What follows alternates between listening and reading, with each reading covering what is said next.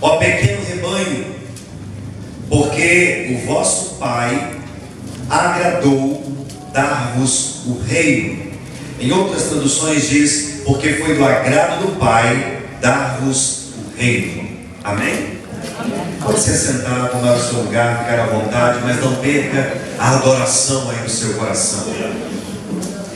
Esse tema, ele é muito atual e nos leva a uma dimensão muito profunda daquilo que o Espírito de Deus tem proclamado sobre a terra, buscando a mim e você, para que possamos entender da parte de Deus aquilo que Ele quer nos dimensionar, ao lugar onde Ele quer nos colocar.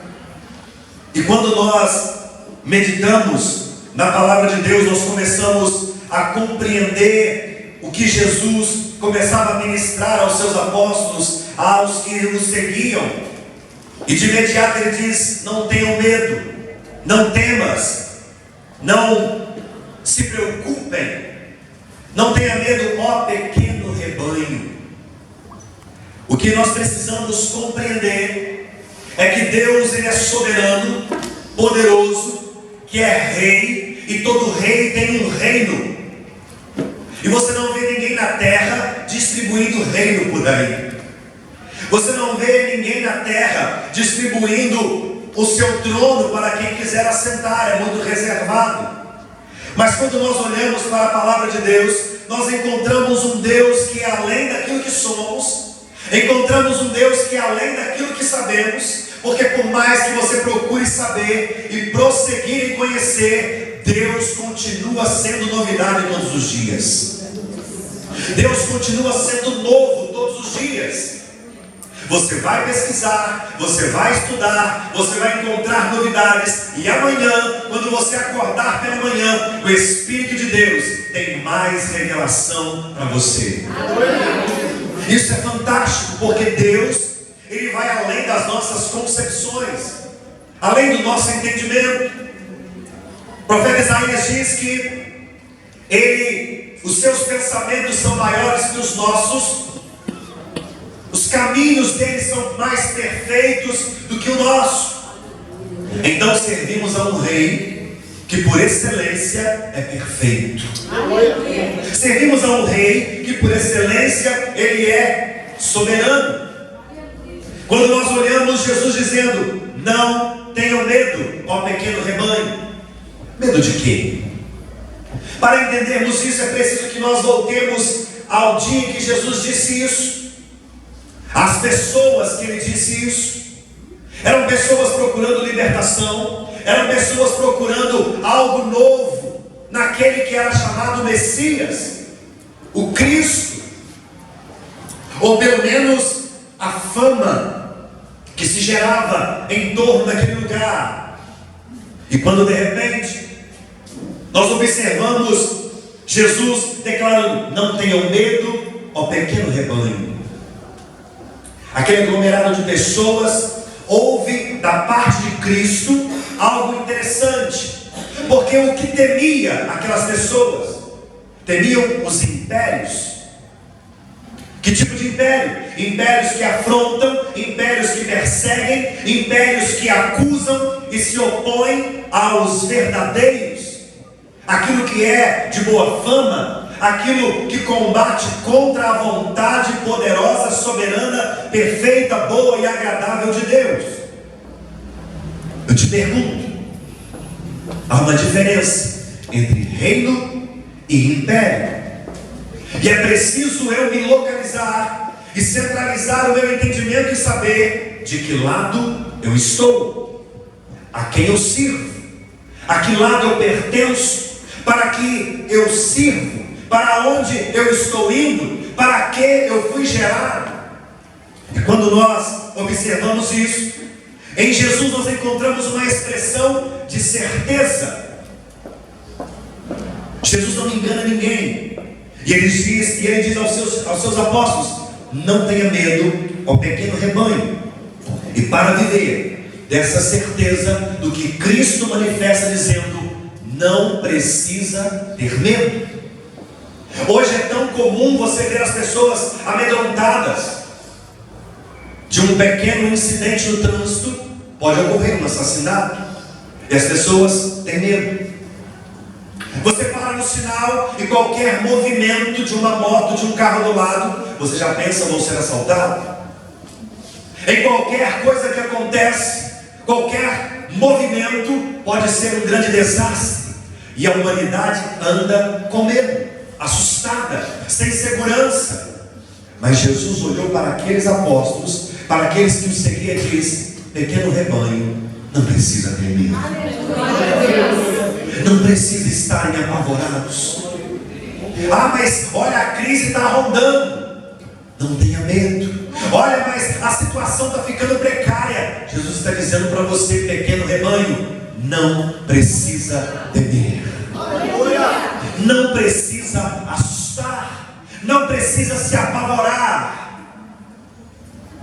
Existem impérios proclamando e declarando derrota, mas o reino de Deus é chegado a nós e nos foi entregue, porque Deus, o soberano, foi do agrado, de livre e espontânea vontade, dizer: eu vou abençoar este rebanho com o meu reino. Percebe que coisa interessante? Que para viver essa certeza do que Cristo manifesta no meio dos seus apóstolos, dizendo: não tenham medo, pequeno rebanho, para viver essa certeza é preciso ser revelado.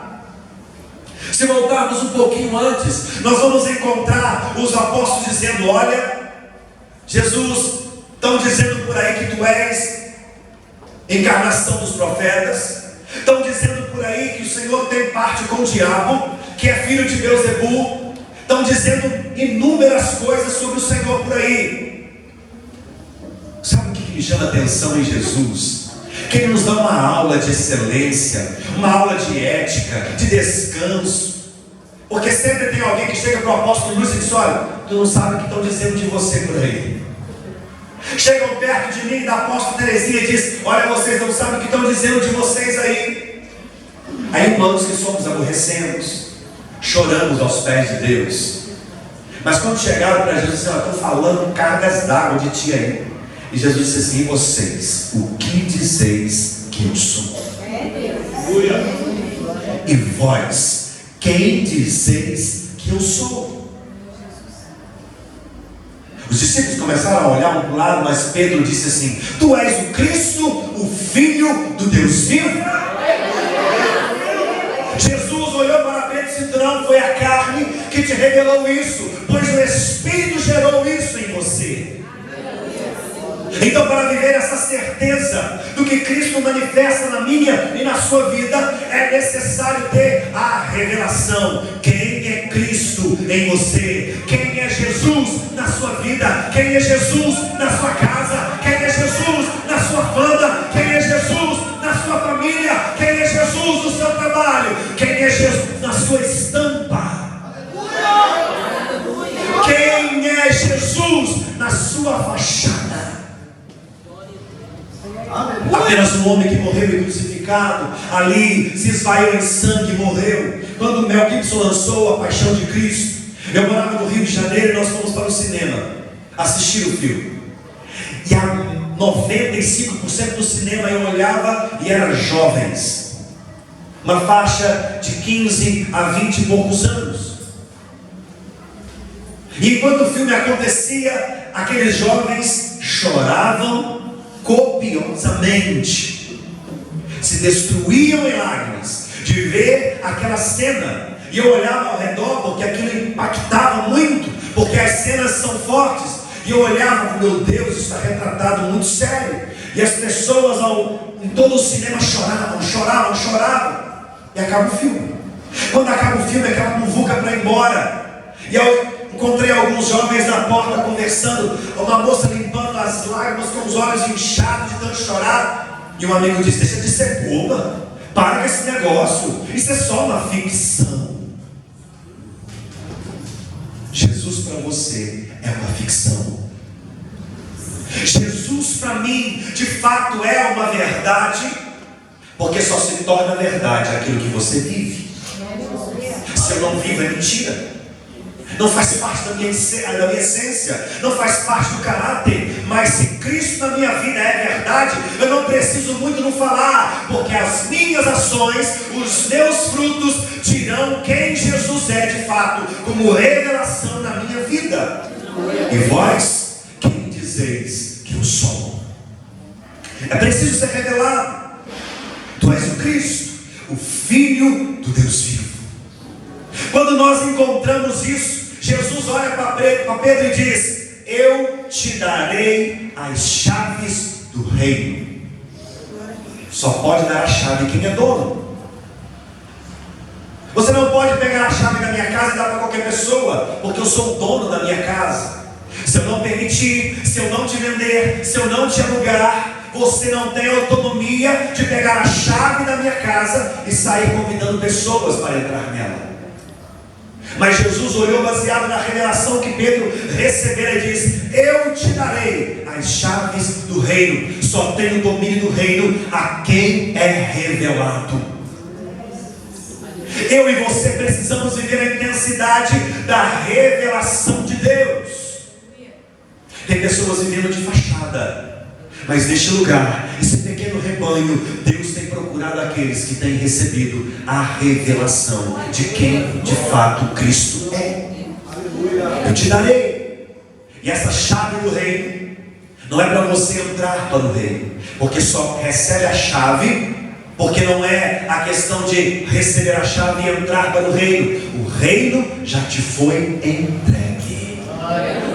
As chaves do reino, baseada em revelação, você toma essas chaves para governar a respeito da sua revelação. Quando Jesus olha para Pedro, baseado na revelação que ele recebera, Pedro então recebe de Cristo essa autonomia. Observe, ele recebe a chave do dono e toma as posses das chaves quem é revelado. Então veja bem, nós não estamos falando de livre-arbítrio, de você querer ou não receber o reino, de querer ou não receber a chave. Uma coisa que eu aprendo, eu sempre digo, se não me engano, o apóstolo Paulo Ventura num Cepalim Miraí disse isso, e eu guardei isso no meu coração. Cristão não tem livre-arbítrio, ímpio tem. Ímpio tem.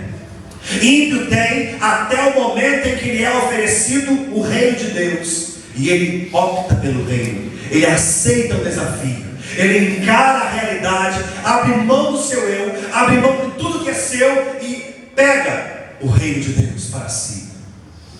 Ali ele usufruiu do seu livre-arbítrio, e a partir de então você tem um general de guerra.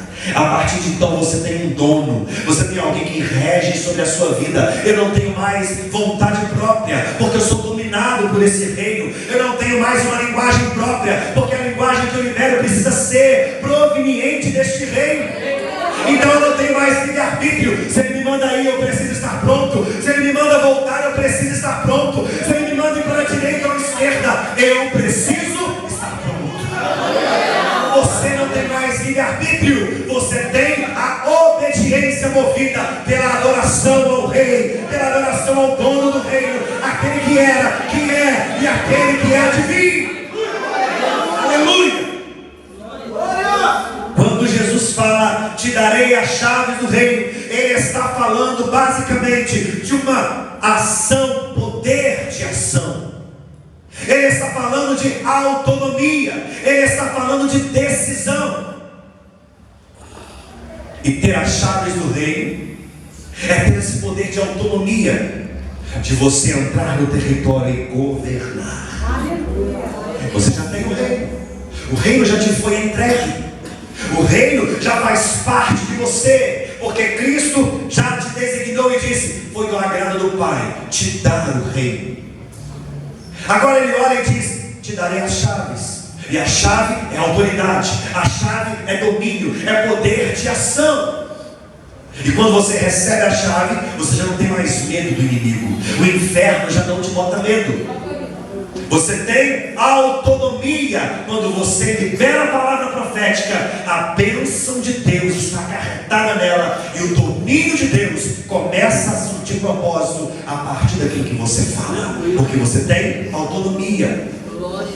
Por outro lado, você também tem o poder da ação. Você age movido pelo Espírito de Deus, porque aquele que tem o reino, aquele que tem as chaves do reino, não é um homem comum, não é um homem natural, ele é um homem e uma mulher movida pelo Espírito Santo. O Espírito começa a mover você, e a terra começa a receber o movimento deste reino impregnado em você, e você começa a agir pela terra, movido pelo Espírito Santo. E o que você fala, seus amigos começam a dizer: eu preciso ter esse negócio. Que negócio é esse diferente que você tem? Você entra no seu trabalho, a coisa está ficando ruim, mas eu não vejo tristeza, não vejo você falar mal do patrão, não vejo você falar mal do chefe. O que é diferente você tem? O poder da ação começa a dizer: eu tenho um segredo, se você quiser eu te conto. Sou movido por um poder que nessa terra o mundo não pode receber. Eu sou movido por um poder extraordinário que vem do trono da glória de um Deus que tem um reino, e Ele me designou este reino, e eu faço parte dele. Então a minha linguagem é diferente da sua. Topa, vamos fazer um negócio. Aceita ter essa cultura, aceita ser regido pelo dono deste reino. E aí você começa então a decidir. Poder de ação, autonomia e decisão. Aquele que tem o reino e as chaves do reino tem o poder de decisão. Decidir o que? Aquilo que presta, aquilo que não presta. Fazer a separação. Aquilo que é e aquilo que não é. O que é mentira e o que é verdade.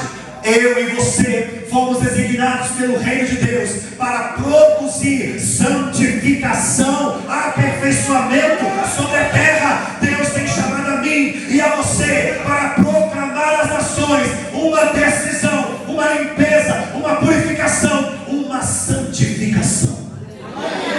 Você é santificado, dê um sinal com a sua mão. Se Ele já santificou você, santifica as pessoas, meu amado. Começa a fazer alguma coisa.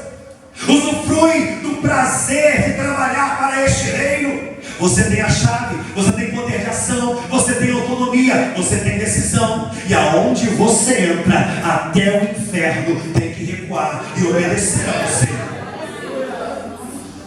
O ruim é se você achar que estiver podendo. Aí a coisa anda ruim, não dá certo. Muitos por aí entraram por essa onda de achar que podem, de achar que a glória é sua. Se vestiram das pedras preciosas e se deram mal. Estão caídos, destruídos. Mas nesses dias e nesta noite, o Espírito de Deus está dizendo para você: você tem responsabilidade com um reino que te foi entregue, para que você tenha poder de ação, para que você seja autêntico, tenha autonomia, tenha uma identidade e você tenha decisão. Às vezes nós vimos para cá, eu estava rindo com os apóstolos, as meninas que estavam vindo com a gente, porque eu faço um programa de rádio da igreja na cidade, e com isso a gente recebe muito e-mail, muita mensagem no WhatsApp e no inbox do Facebook, com pedido de oração, confissão do pecado. É uma série de situação que você se sente bombardeado, tem hora. E na hora que nós entramos no carro, o pastor lá fez o sinal, eu fui olhar, era uma mensagem de uma moça dizendo: pastor, ore por mim, porque eu estou com a minha vida totalmente desgraçada. A vida financeira está terrível, eu estou desempregada, minha vida sentimental está totalmente arrebentada, eu estou começando um relacionamento novo. E aí começamos a rir, porque a pessoa quer oração, mas quer continuar no velho. Ela não quer receber o novo. Eu disse: eu oro por você, mas vai à igreja e eu oro por você lá. Porque esse negócio de pedir oração é muito fácil. Pastor, ora por mim, apóstolo, ora por mim. Mas ouvir a palavra e a verdade, não está disposto. Eu me lembro de Naamã, todo leproso. Olha, a menina disse: se você soubesse que é o profeta da minha terra, que se pôr a mão em você, se falar com você alguma coisa, ele vai ficar sarado. E Naamã junta a sua comitiva e chega na casa de Eliseu. Eliseu nem olha para Naamã, mas fala que é para dar 7 perguntas lá no rio, e pronto, acabou. Naamã se ri, poxa, achei que ia fazer uma oração por mim ao seu Deus, eu ia ficar sarado. Tem muita gente se aproximando de você, dizendo para você: ora por mim. Mas você não é para fazer isso. Você é para poder de decisão. Se aproximou de você, meu irmão, impregne com o reino que você faz parte. Aleluia. Espalhe a cultura que Deus te envolveu. Fale dele, ministre dele, gere uma transformação naquela pessoa. Quinta-feira recebemos na nossa igreja uma mãe e um filho. Eu não sabia exatamente do que se tratava, porque ela nos ligou no rádio e pediu oração pelo seu filho que tinha passado mal. Orei. No final do programa a gente faz uma oração pelas pessoas que nos pedem. Orei. Mas os convidei para a igreja, e uma irmã, uma diaconisa da igreja também orava junto com eles, e os convidaram, e eles foram na quinta-feira. E o que Deus gerou naquele jovem, já tinha tentado suicídio várias vezes, totalmente dopado com antidepressivo, o rapaz parecia um zumbi, não é? E Deus começou a gerar algo poderoso na vida daquele jovem. Então, a partir da palavra ministrada, a partir da decisão que te é dada pelo reino de Deus, de você ter o poder da ação de decidir e fazer divisão daquilo que presta e daquilo que não presta. Isso é falar a verdade. A verdade precisa estar em mim e estar em você. E todo aquele que recebe as chaves do reino, ele decide. Ou seja, ele liga e desliga. Isso aqui é muito sério. Porque Jesus disse para Pedro: olha, o que vocês ligarem na terra será ligado no céu, e o que vocês desligarem será desligado. Percebe o poder de ação que a igreja tem? Consegue perceber o poder de decisão que eu e você temos? A autoridade entre os céus e a terra. Jesus disse: todo o poder me foi dado nos céus e na terra. E Jesus está dizendo para você e para mim, dizendo: isso também foi dado a você. Aleluia. Você tem o poder de decisão, de poder ligar e desligar. Lá na sua casa tem ataduras do mal. Na sua família tem ataduras do mal pressionando, tem correntes do maligno tentando afastar, tem dardos inflamados penetrando, tirando a alegria da graça de Deus na sua casa. Você tem o poder de ligar e desligar, é só você usufruir. O reino já te foi entregue, a cultura deve fazer parte de mim e de você. É preciso que eu e você então pratique. O que fica e o que sai está na minha decisão. O que serve e o que não serve, o que presta e o que não presta, o que liga e o que desliga, faz parte de mim e de você. Agora preste atenção numa coisa: tendo as chaves do reino, vai ser travada uma forte batalha. E se prepara, porque a guerra é tremenda. Tendo as chaves do reino, começa uma grande guerra: reino contra os impérios. Existem muitos impérios que tentam dominar. Contra-ataca. Existem por aí impérios que estão tentando fazer algo avassalador sobre a terra. Mas aqueles que têm o reino de Deus têm o poder de despedaçar impérios. Impérios que afrontam, impérios que perseguem, impérios que acusam, impérios que se opõem contra. Mas a igreja se levanta autêntica, vestida de glória, de majestade, por tudo aquilo que Deus a envolve, e se levanta com o propósito do reino. O reino foi entregue, vamos fazer esta comissão. Eu e você fazemos parte dessa comissão. Essa comissão extraordinária, que somos convidados da parte de Deus e nos presenteia. Eu não merecia isso, meu irmão. Mas Ele olha para mim, para você e te diz: eu te faço rei e sacerdote. Já observou na Inglaterra a rainha Elizabeth, quanta honra ela não tem? Isso porque é reino da terra. É algo que acaba, que daqui a pouco já não existe mais. Mas este rei soberano, eterno, poderoso, cheio de graça, de amor e de verdade, olha para mim, para você, que estávamos lá na escória, lá naquele lixão da terra, e levanta você e te limpa, te justifica, te santifica, te chama pelo seu nome, te toma pela sua mão direita e te diz: tu és meu.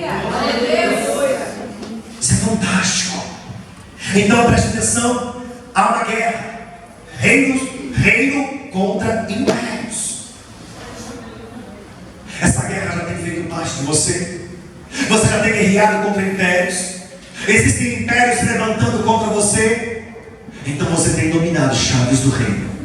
As chaves do reino está na sua mão. Então é tempo de declarar guerra e vencer todo e qualquer império. Entra o tempo de colocar abaixo os impérios dominadores do mal. Mas o que tem de cristão sendo dominados por impérios, ele não consegue receber ou visualizar ou perceber o que o reino de Deus é capaz de produzir. E se limita vivendo impérios, se limita vivendo domínios que não são da parte de Deus. Não frutificam, são murmuradores, reclamadores, amantes de si mesmo, avarentos, desobedientes a pais e mães. Lá o apóstolo Paulo fala sobre tudo isso. São aqueles que estão vivendo apenas impérios, impérios que estão massacrando a alma, massacrando o entendimento, ferindo a fé, matando a esperança, destruindo a confiança, minguando a vida abundante de Deus naqueles que têm o reino, ou que pelo menos deveria ter, tomar posse. E quando nós observamos isso, nós começamos a compreender inúmeras coisas, a entender inúmeras situações. Entre elas, tem gente morrendo aos poucos, porque impérios é como erva daninha, suga a sua energia. Vem ao culto, vai à igreja, vai aos estudos, vai a tudo aquilo que a igreja oferece, recebe, mas o império que domina extrai e lança fora. Toda a nutrição é arrancada e ele continua fraco, continua desestabilizado, continua na falência, continua no massacre, ele continua perdendo a guerra. Mas uma coisa eu sei, e que você possa lembrar: o dono do reino não conhece derrota. O dono desse reino, ele é poderoso, vitorioso e absoluto sobre tudo e sobre todos. Então por que eu permito andar perdendo guerra por aí? Por que eu me permito ser envolvido por impérios, enquanto já recebi um reino que não depende de nada nesta terra para que funcione, a não ser a minha disponibilidade de entender que Ele me chamou, que Ele te chamou, investiu em mim e investiu em você. Então, sabe por que essas coisas acontecem? Porque não se pode viver o reino de Deus sendo dominado por um império da terra ou das trevas. Não se pode dominar as chaves do reino se na minha vida tem impérios desta terra, ou domina na minha vida império das trevas. Por isso que às vezes as portas não abrem, por isso que às vezes o território não é avançado, não se conquista, porque existem impérios que estão limitando, que estão condicionando você a uma redoma, a algo que te impede. Sabe por quê? Não se estabelece um reino justo e soberano tendo bases de impérios dominadores do mal. Não frutifica. O fruto que se espalha é um fruto enfermo, de uma semente que vai gerar enferma. E por isso se dá um povo doente, uma família enferma, não tão, talvez fisicamente, mas espiritualmente. Sabe, nós estávamos conversando